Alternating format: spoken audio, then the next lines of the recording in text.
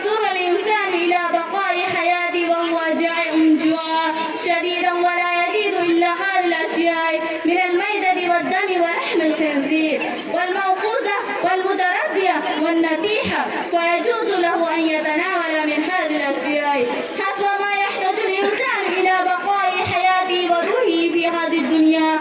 ولكن الربا حرام مبدي لا يجوز له أن يأكل مال الربا، أنه حرام إلى أن تطلع الشمس في يوم آخر، لأن أكل الربا مثل إعلان الحرب مع الله الجليل الجبار كما ذكر في القرآن المجيد.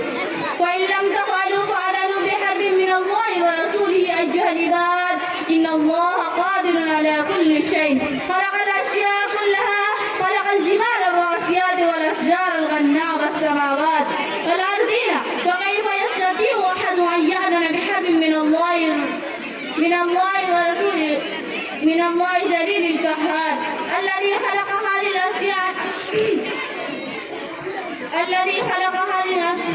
هذا وعيد شديد وتحذير بالغ قمة البلوغ. ولكن أيها العباد، نحن نرتكب هذا الذنب الكبير ولا نبالغ.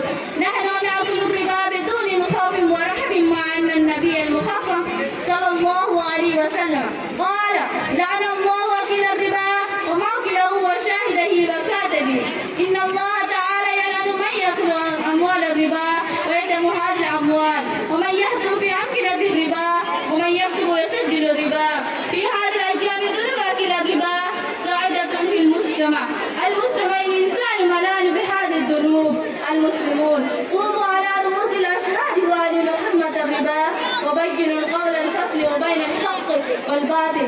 آمين. وآخر دعوانا الحمد لله رب العالمين. والسلام عليكم ورحمة الله. माशाल्लाह अपने इनाम लेते जाए।